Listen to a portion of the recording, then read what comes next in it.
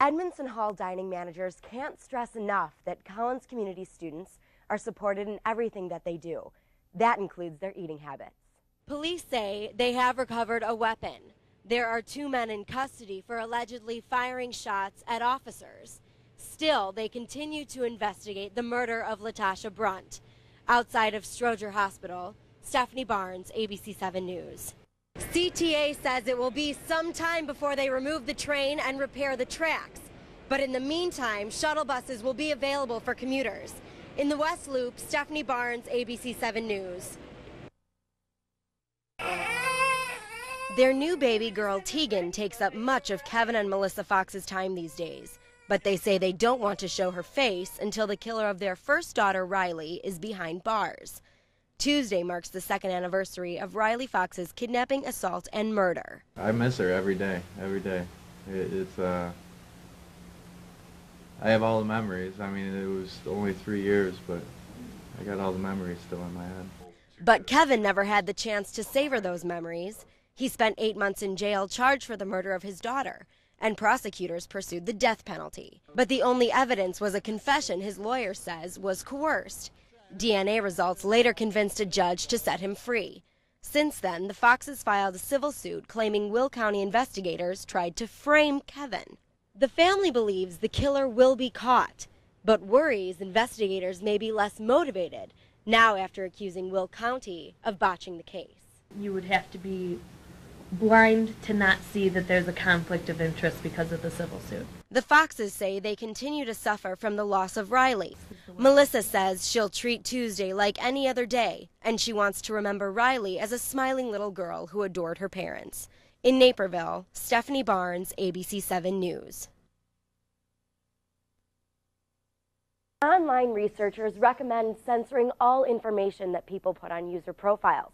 One new trend is imposters creating fake profiles using real people's information.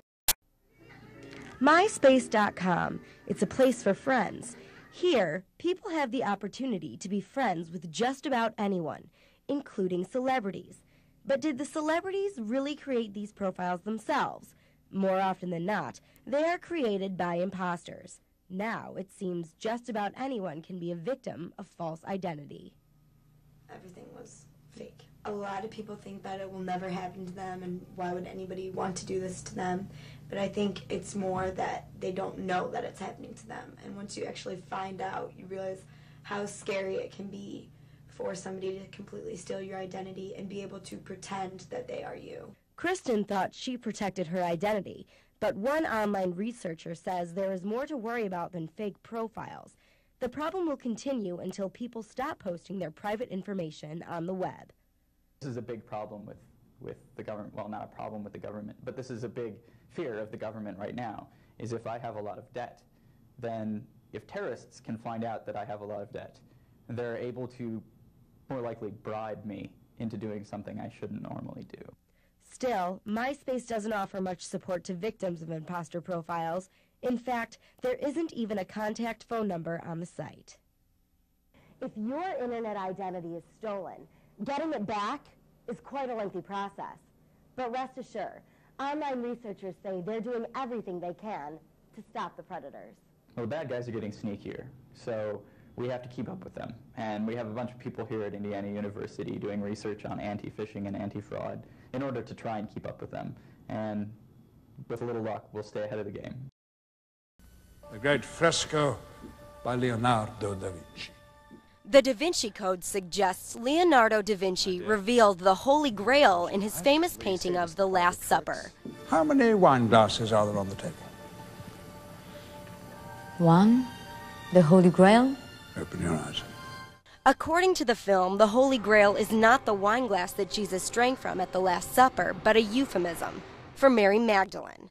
The story also claims she was actually married to Jesus and had his child.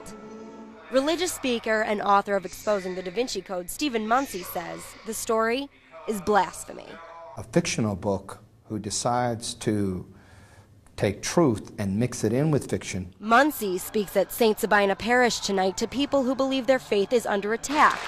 However, some believe condemning the book is the wrong approach. the churches in general, the Catholic Church and others who are concerned about the impression this is making, give it more importance than it should have by giving it this much attention. But Father Flager believes this is an opportunity to spread the truth. Father Flager says he's not asking people to boycott the movie. He just hopes the conversation brings people to the parish. Let's take this thing that's meant to do one thing and turn it into be a teaching moment to people.